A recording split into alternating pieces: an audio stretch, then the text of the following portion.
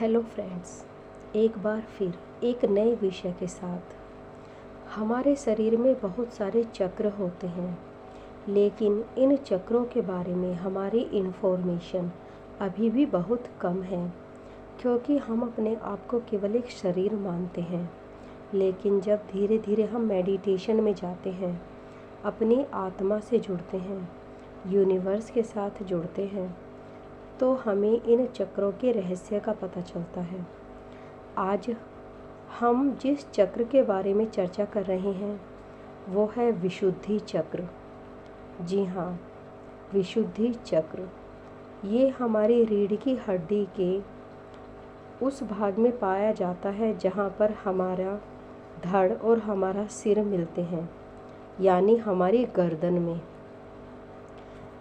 जब हमारे नीचे के सभी चक्र जागृत हो जाते हैं, जैसे मूलाधार चक्र, स्वादिष्ठान चक्र, नाभि चक्र, हृदय चक्र, तब हमारा जागृत होता है विशुद्धि चक्र। विशुद्धि चक्र के जागृत होने के साथ कुछ आश्चर्यजनक शक्तियाँ हमें मिलती हैं, या फिर कह सकते हैं कि हमारे विचारों को दिशा मिल जाती है। कई बार ऐसा होता है कि हम ऐसे टॉपिक के बारे में बात करते हैं जिसके बारे में हमें ज़्यादा नॉलेज नहीं होती, लेकिन फिर भी हम पूरे कॉन्फिडेंस के साथ उसके बारे में बातें करते हैं। ऐसा नहीं है कि ये चक्र एक के बाद एक ही जागृत होते हैं। कई बार किसी का स्वादिष्ठान चक्र पहले जागृत हो जाता है, किसी का विशुद्धि चक्र पहले जागृत होता है। जब हमारा विशुद्धि चक्र जागृत होता है तो हमारे अंदर या हमारे विचारों के अंदर एक विशालता आ जाती है।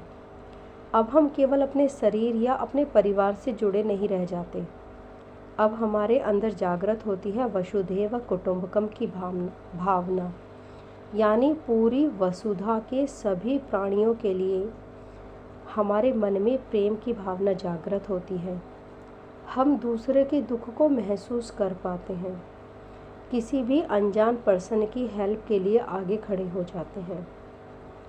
हम जानते हैं कि हम इस व्यक्ति को शायद जानते भी नहीं हैं, फिर भी हम उसके दुख दर्द से जुड़ जाते हैं। उसका दुख दर्द हमें महसूस होता है। विशुद्धि चक्र आकाश तत्व से इंडिकेट करता है, आकाश तत्व से संबंधित है। जिस तरह से आकाश विशालता को परिभाषित करता है, वैसे ही विशुद्धि चक्र भी विशालता को ही परिभाषित करता है। इसका रंग है नीला। कहते हैं नीला रंग श्री कृष्ण का, नीला है श्री राम का। ऐसे ही यहाँ पर मेन भावना आती है शिवलिंग से कनेक्टेड होती है। हमें ध्यान में शिवलिंग के दर्शन होते हैं जब हमारा विशुद्धि चक्र जागृत हो रहा होता है, क्योंकि शिवलिंग जो है आकाश को परिभाषित करता है, विशालता को परिभाषित करता है। हमारे विचारों में एकाग्रता आ जाती है, हमारे विचारों को दिशा मिल जाती है। हम एक तरह से निर्विचारिता में स्थापित होते हैं।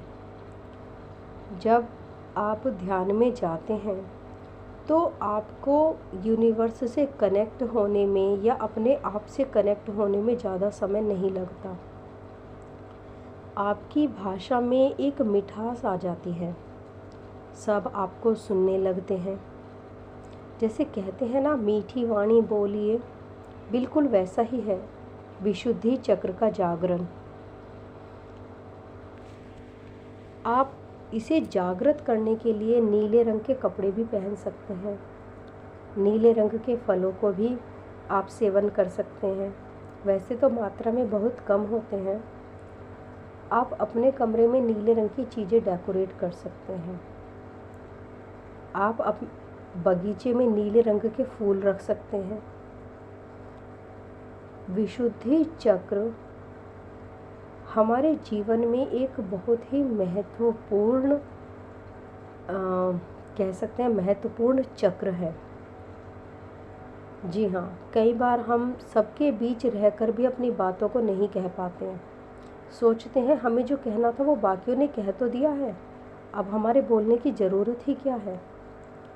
कई बार हम बात करने में घबराहट महसूस करते हैं।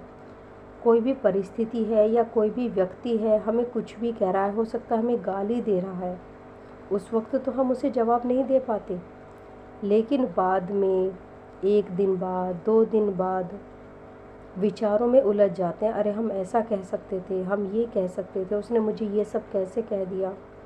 विशुद्धि चक्र के जागृत होने से ये सब कंट्रोल हो जाता है। अब कोई भी हम पर विजय प्राप्त नहीं कर पाता।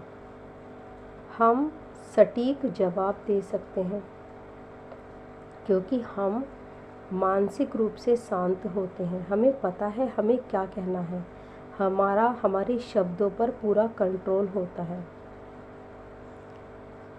बाकी जैसे भी इन्फॉर्मेशन मिलेगी मैं आपको देती रहूँगी। अभी तक के लिए धन्यवाद।